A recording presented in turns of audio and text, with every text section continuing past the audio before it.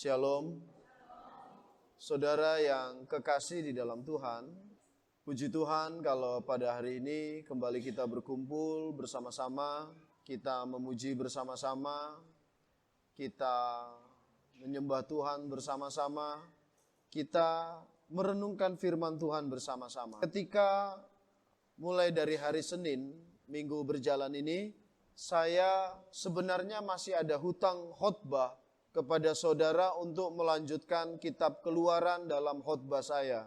Tetapi entah mengapa akhir-akhir ini saya sangat tergerak sekali dan saya seperti ingin sekali selalu berbicara tentang Injil dan pemberitaan Injil. Saudara yang kekasih di dalam Tuhan, kalau kita berbicara tentang pemberitaan Injil, kalau kita berbicara tentang tanggung jawab untuk memberitakan Injil, maka saya teringat sebuah peristiwa sekitar 20 lebih tahun yang lalu, di saat di awal-awal atau sekitar 26 tahun yang lalu tepatnya.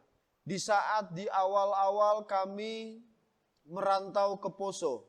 Saat itu saya kelas 3 SMP. Kami pindah ke Poso dan saya tidak, dalam perjalanan kami naik kapal laut Kambuna, 4 hari 4 malam dalam perjalanan sebagai seorang remaja yang hanya saya bayangkan, pikirkan adalah bermain dan bertemu teman. Sesampai di tempat di mana kami tinggal, itu sangat berbeda dengan keadaan yang ada selama kami hidup waktu itu. Kami di Jakarta, kemudian kami harus pindah ke Poso, dan bukan di kotanya, tetapi di daerah transmigrasi, di daerah yang sangat terpencil. Suatu tempat yang terisolasi, suatu tempat yang hampir segalanya tidak ada. Kesehatan, fasilitas kesehatan ada, tapi perawatnya tidak ada. Suatu tempat yang sangat memprihatinkan. Dan saya baru sadar setelah sampai di desa Padalembara, bahwa saya dengan orang tua harus terpisah. Orang tua tinggal di Padalembara, sementara saya harus sekolah di Kecamatan Kasiguncu, di SMP Negeri Kasiguncu, masuk kelas 3 semester kedua. Dan saya tidak pernah membayangkan, memikirkan, merasakan bagaimana harus berpisah dengan orang tua. Dan sejak saat itu, saya tidak lagi tinggal dengan orang tua sampai dengan hari ini. Saya harus tinggal di rumah orang hanya untuk supaya saya bisa sekolah. Dan saya masih ingat sampai hari ini bagaimana sedihnya, bagaimana sakitnya, bagaimana susahnya terpisah dari mama saya. Saya anak tertua, anak laki-laki yang waktu di Jakarta sudah mulai nakal, sudah makai hal-hal yang tidak baik. Tetapi saya baru sadar pada waktu itu bahwa susah sekali terpisah dari orang tua, khususnya mama saya. Saya masih ingat sampai dengan saat ini ketika ayah saya dengan ibu saya mengantar saya dan adik saya Femi, ya. Dan saya masih ingat bagaimana ayah saya, mama saya meninggalkan kami terpisah karena kami dipisahkan oleh sungai. Ya. Ketika kami pergi hari Minggu sore dan kami sekolah, dan saya masih ingat sekali susahnya pada waktu saya harus terpisah, saya tinggal sama orang dan saya selalu rindu untuk bertemu dengan orang tua. Dan hari yang kami nantikan adalah hari Sabtu. Karena di hari itulah saya pulang ketemu dengan orang tua. Dan ketika berjumpa dengan orang tua, ada sesuatu yang luar biasa. Dari hari Sabtu siang sampai Minggu sore, kami tidak pernah sedetik pun mengabaikan waktu itu untuk bercakap-cakap dengan orang tua. Walaupun saat itu sangat susah sekali hidup kami. Kalau pindah karena transmigrasi, enak punya tanah, punya tempat tinggal. Tapi kami pindah bukan transmigrasi, kami ditipu. Tapi itu cara Tuhan. Yang saya sadari bahwa setelah saya menjadi hamba Tuhan, baru saya sadar bahwa kesulitan-kesulitan itu adalah proses yang membuat saya menjadi sampai dengan hari ini. Dan saudara yang kekasih di dalam Tuhan, perjumpaan dengan seorang pribadi yang kita kasihi, itu akan sangat mempengaruhi kehidupan kita. Perjumpaan dengan pribadi yang luar biasa, itu akan sangat mempengaruhi reaksi hidup kita. Kecuali kita tidak menganggap pribadi itu sangat spesial. Kalau kita ketemu dengan orang yang tidak kita kenal di jalan dan kita say hello, kita anggap itu sesuatu yang biasa saja. Betul nggak? Tapi kalau kita berjumpa dengan seseorang pribadi yang luar biasa, yang sungguh menakjubkan, pasti ada sesuatu perubahan dalam hidup kita. Ada sesuatu yang tidak bisa kita lupakan, bahkan pribadi itu bisa mengubahkan hidup kita. Kalau saudara melihat gambar ini gambar film kartun yang sangat terkenal sekali tentang Tuhan Yesus dan seorang pribadi. Saya menganggap ini adalah sebuah perjumpaan antara seseorang dengan pribadi yang luar biasa, yaitu Yesus. Hampir kita semua di tempat ini yang mendengar khotbah saya, ada satu saat, ada satu momen, ada satu peristiwa dalam kehidupan kita bahwa kita pernah berjumpa dengan Yesus. Saya tidak mengatakan bahwa perjumpaan ini dalam penglihatan. Saya tidak mengatakan bahwa perjumpaan ini karena Anda bermimpi. Saya tidak mengatakan bahwa perjumpaan saudara dan saya bertemu Tuhan Yesus pada waktu makan di restoran. Tidak.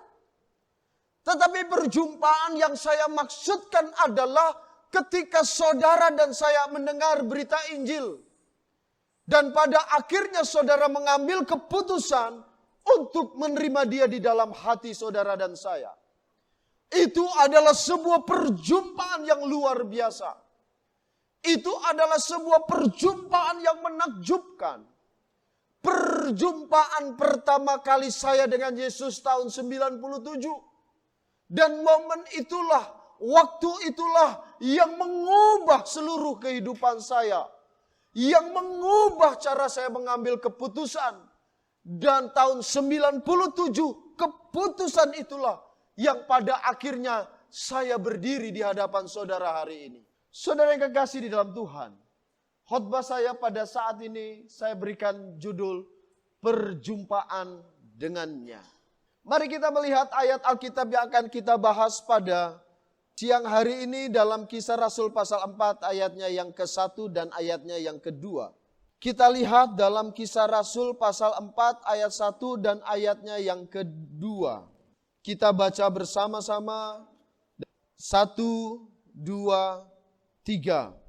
Ketika Petrus dan Yohanes sedang berbicara kepada orang banyak, mereka tiba-tiba didatangi imam-imam dan kepala pengawal bait Allah serta orang-orang Saduki. Orang-orang itu sangat marah karena mereka mengajar orang banyak dan memberitakan bahwa dalam Yesus ada kebangkitan dari antara orang mati. Saudara yang kekasih di dalam Tuhan, kalau kita teliti, kalau kita mau belajar, kalau kita mau lihat sejarah perjalanan kehidupan murid-murid Tuhan Yesus, ada sebuah perubahan dahsyat, ada sebuah perubahan yang luar biasa. Ada sebuah perubahan yang menakjubkan. Ada sebuah perubahan yang radikal. Perjumpaan sebelum kebangkitan dan perjumpaan setelah kebangkitan. Sekali lagi, sebuah perubahan yang radikal. Sebuah perubahan yang ekstrim. Sebuah perubahan yang luar biasa.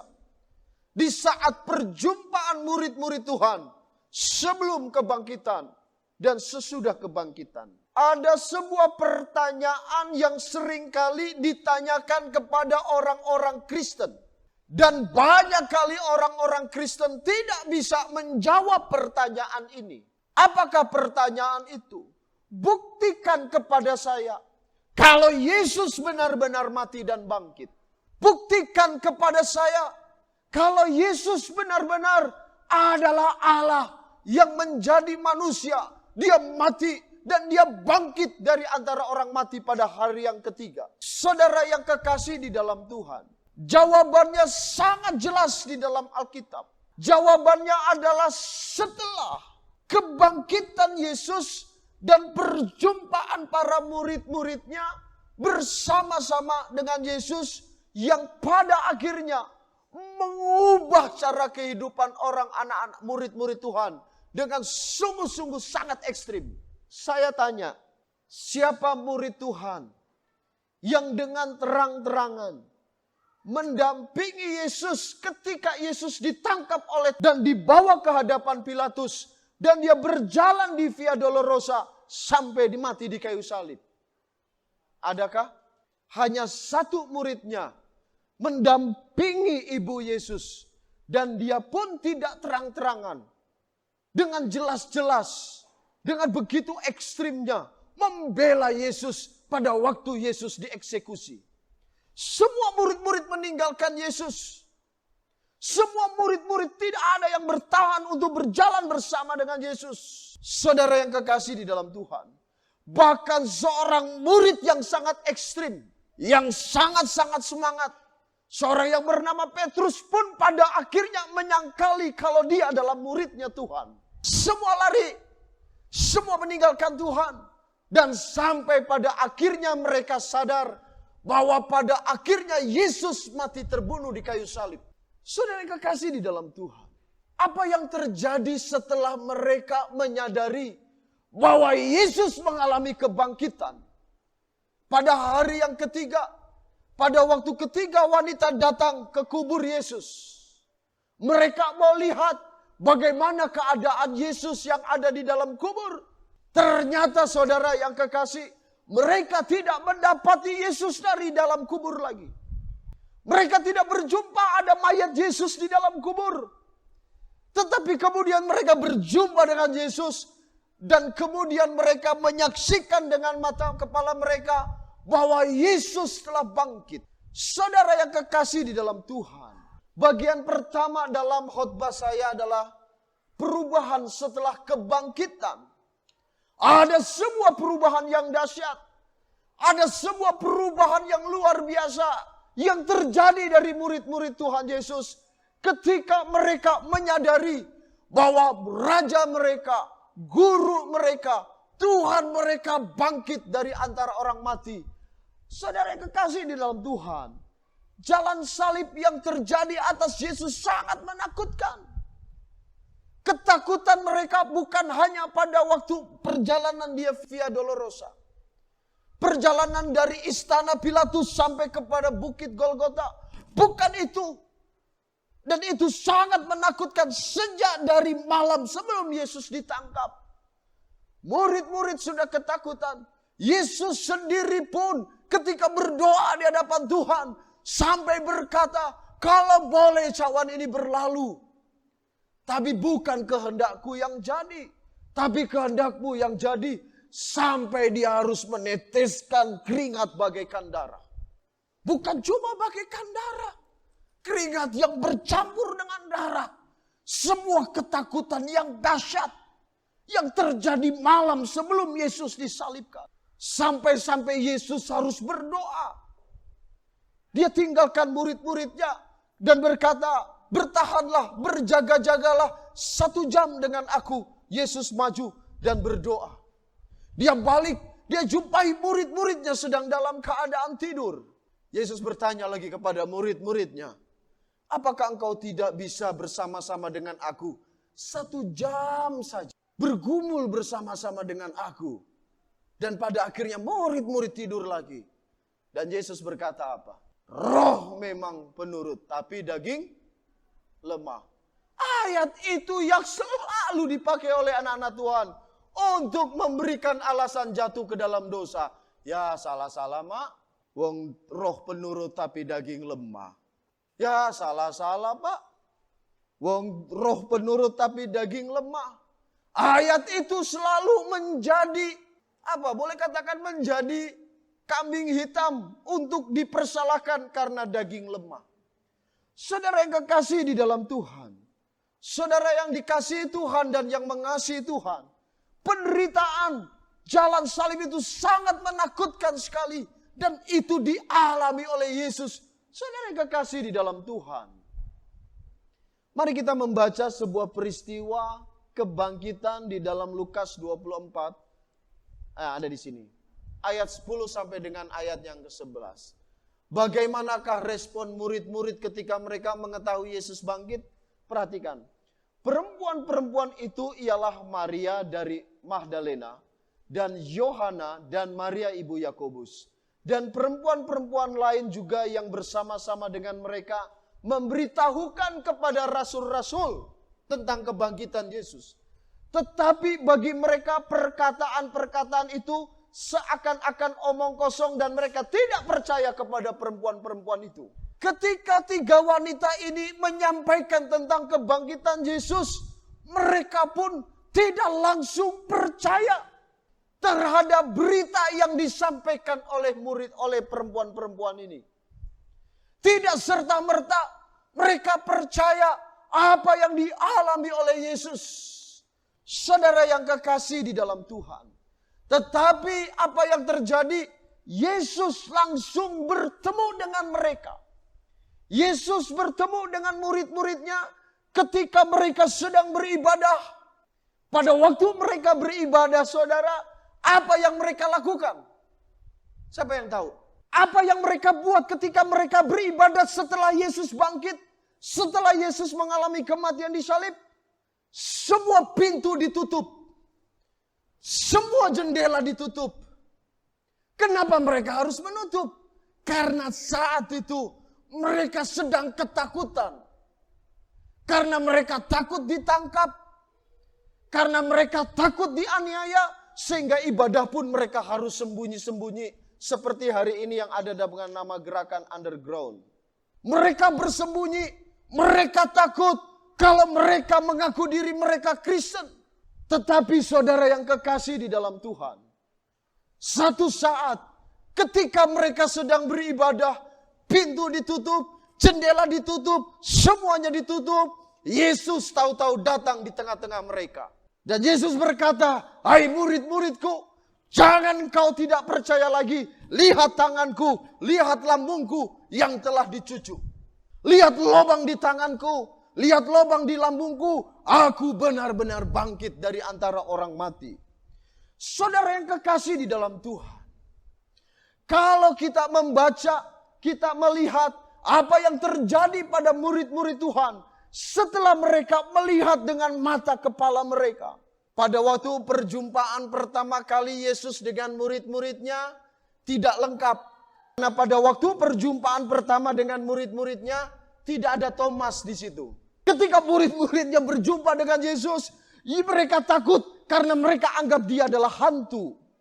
Tapi Yesus berkata, jangan takut, ini aku, lihat lubang di tanganku, lihat lubang di dalam lambungku. Dan mereka sujud menyembah Yesus. Minggu berikutnya, beribadah lengkap dengan Thomas. Kemudian murid-muridnya dengan sukacita menyampaikan kepada Thomas, Thomas, Tuhan bangkit dari antara orang mati. Apa yang Thomas katakan? Sebelum aku mencucukkan telunjukku di tangannya dan di lambungnya, aku tidak akan percaya. Yesus datang, Thomas, jangan kau tidak percaya lagi. Kenapa? Karena mereka kebiasaan orang Yahudi, kalau nggak lihat nggak percaya, kalau nggak merasakan tidak percaya. Ini adalah cara hidup yang salah, saudara. Perhatikan, kenapa banyak anak-anak Tuhan yang hidupnya ketakutan, saudara? Kenapa banyak anak Tuhan hari ini hidupnya dicengkeram dengan kekhawatiran? Kenapa hari ini banyak anak-anak Tuhan yang hidupnya sembrono? Apa sembrono? Semaunya. Tidak peduli dengan Tuhan. Tidak peduli dengan perasaan Tuhan. Mengambil keputusan dalam hidup. Tidak tahu bahwa itu kehendak Tuhan atau bukan. Itu disebabkan sudah mengakar. Sudah begitu kuat di otak hati kita. Tentang sebuah falsafah mengatakan, kalau aku melihat, aku percaya. Kalau aku mengalami, aku akan percaya. Kalau aku merasakan, barulah aku percaya. Itu bukan orang percaya kepada Tuhan. Yang benar adalah aku percaya, aku melihat. Aku percaya, aku mengalami. Aku percaya, barulah aku memahami. Amin. Saya tidak perlu lihat sorga untuk saya percaya bahwa saya akan ke sorga. Amin. Saya tidak perlu melihat Tuhan untuk saya percaya siapa Tuhan. Saya tidak perlu melihat siapa Tuhanku. Cukup saya percaya bahwa Allahku adalah Allah yang maha kuasa. Dia menjagaku, Dia melindungiku, Dia memberkatiku, Dia yang mengutus aku ke Luwuk. Maka aku percaya, aku tidak perlu melihat. Saudara yang terkasih di dalam Tuhan. Thomas bilang sama murid-murid teman-temannya lainnya, sebelum aku melihat, aku tidak akan percaya. Itu namanya iman orang Yahudi. Sebelum melihat. Sebelum aku memahaminya, aku tidak akan percaya. Itu namanya iman-iman Farisi. Saudara yang kekasih di dalam Tuhan. Ketika Yesus datang di tengah kehidupan murid-murid Tuhan, apa yang terjadi? Ada sebuah perubahan hidup yang ekstrim. Ada sebuah perubahan hidup yang radikal. Kenapa mereka berubah? Anda lihat pembacaan kita pada pagi hari ini. Kita kembali ke dalam Kisah Rasul pasal 4 ayatnya yang ke-1. Perhatikan. Luar biasa sekali. Ketika Petrus dan Yohanes sedang berbicara kepada orang banyak, mereka tiba-tiba didatangi imam-imam, kepala pengawal bait Allah, serta orang-orang Saduki. Orang-orang itu sangat marah karena mereka mengajar orang banyak dan memberitakan bahwa dalam Yesus ada kebangkitan dari antara orang mati. Mereka ditangkap dan diserahkan ke dalam tahanan sampai keesokan harinya. Perhatikan saudara, tidak ada sedikit pun mereka takut. Mereka siap menderita. Mereka siap ditangkap. Mereka siap dipenjarakan. Setelah perjumpaan dengan Yesus yang bangkit. Kenapa? Perhatikan. Di awal pembicaraan saya tadi katakan, ada banyak orang bertanya, buktikan kalau Yesus mati dan bangkit. Buktikan kalau Yesus benar-benar mati dan bangkit. Bukti yang paling luar biasa adalah cara hidup para murid-murid setelah kebangkitan Yesus. Anda bisa bayangkan, saya coba bawa Anda ke masa Tuhan Yesus. 3,5 tahun Yesus bersama-sama dengan murid-muridnya. Apa berita yang paling besar yang disampaikan oleh Yesus kepada murid-muridnya? Apa ajaran yang paling besar, yang paling sering diungkapkan Yesus kepada murid-muridnya? Tentang apa, Andris? Berita yang paling besar yang selalu disampaikan adalah tentang kematian dan kebangkitannya. Amin. Berkali-kali. Bahkan sampai Petrus bilang, tarik guru, kalau boleh jangan sekali-kali itu terjadi atasmu. Saudara, Yesus 3,5 tahun selalu bilang selain kerajaan Allah sudah dekat. Berita yang disampaikan selanjutnya adalah bahwa dia akan mati dan dia akan bangkit. Anda bisa bayangkan, saya tanya. Kalau seandainya Yesus tidak bangkit, apa yang terjadi? Pasti murid-murid Yesus tidak akan mau melayani Tuhan lagi. Amin. Betul? Mereka akan meninggalkan Yesus. Ternyata apa yang Yesus sampaikan bohong. Tapi saudara, 11 murid melihat dengan mata kepala mereka. Mereka melihat dengan jelas bahwa Yesus benar-benar mati disalibkan. Dan mereka benar-benar bertemu dengan Yesus yang dibangkitkan. Dan kemudian iman mereka bertumbuh. Iman mereka berubah. Dan mereka percaya, orang yang percaya bertindak. Amin. Perjumpaan dengan Yesus selalu akan membawa perubahan. Jadi kalau di antara saudara dan saya, dan kemudian kita berkata bahwa saya sudah terima Yesus, Saya sudah percaya Yesus. Dan hari ini Yesus sudah ada di dalam hatiku. Dan kemudian kita menjadi orang yang tidak berubah. Karakter kita tidak berubah. Sifat kita tidak berubah. Dan kita tidak mengarah kepada Yesus hidup kita. Dan kita mengabaikan semua hal tentang Tuhan. Saya tidak percaya kalau kita benar-benar berjumpa dengan Tuhan. Sebab akibat dari perjumpaan dengan Tuhan, ada sebuah perubahan yang radikal. Yang tadinya cuma mencoba-coba untuk mengasihi Tuhan. Tapi setelah berjumpa dengan Tuhan, dia sungguh-sungguh mengasihi Tuhan. Dia tidak lagi peduli dengan dirinya. Hanya satu yang dia pikirkan, bagaimana hidupnya menyenangkan hati Tuhan. Seorang yang berjumpa dengan Tuhan, ada sebuah perubahan yang radikal. Ada sebuah perubahan yang ekstrim. Yang tadinya cuma biasa-biasa, hari ini menjadi luar biasa. Kita yang dulunya menyembah Tuhan dengan biasa-biasa, hari ini menyembah Tuhan dengan luar biasa. Yang tadinya berdoa kepada Tuhan cuma, Tuhan, hanya 5 menit, 10 menit datang kepada Tuhan. Yang penting udah datang toh Tuhan. Tapi Pak, saya berdoa lama loh Pak, 8 jam. Dari malam sampai pagi. Waktu berdoa sambil tidur, tasono, DP besok pagi bangun baru bilang, amin. Tuhan berkatilah aku malam hari ini. Oh. Pagi-pagi bang, amin. Gak cukup. Saudara, saya sulit membayangkan dalam diri saya. Sungguh sulit sekali. Saya memahami di dalam diri saya. Orang yang berjumpa Tuhan dan mengasihi Tuhan. Mungkin berjumpa, tapi tidak mengasihi. Murid-murid bukan cuma berjumpa, tapi mengasihi. 3 kali Yesus bertanya kepada Petrus. Setelah kebangkitannya, hai Petrus, apakah engkau mengasihi aku? Yesus bertanya, hai Petrus, apakah engkau agapetos terhadap aku? Mengasihi dengan kasih yang sungguh-sungguh. Petrus bilang, Tuhan, aku phileo. Aku mengasihi yang kecil. Gembalakanlah domba-dombaku. Yesus bertanya lagi, Petrus, apakah engkau agapeo terhadap aku? Yesus, aku aja bisa phileo. Gembalakanlah domba-dombaku. Petrus, kutanya sekali lagi. Apakah engkau agapeo terhadap aku? Tuhan, aku phileo. Cuma kecil, silakan.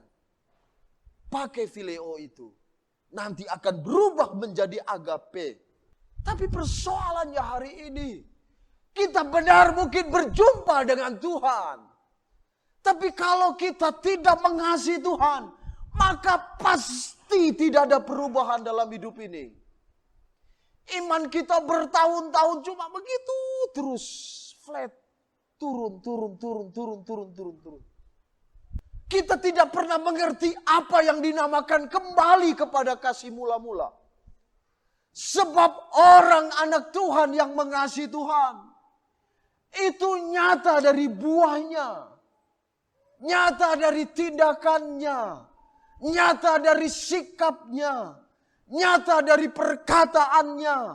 Nyata dari cara ia bekerja. Saudara yang kekasih di dalam Tuhan.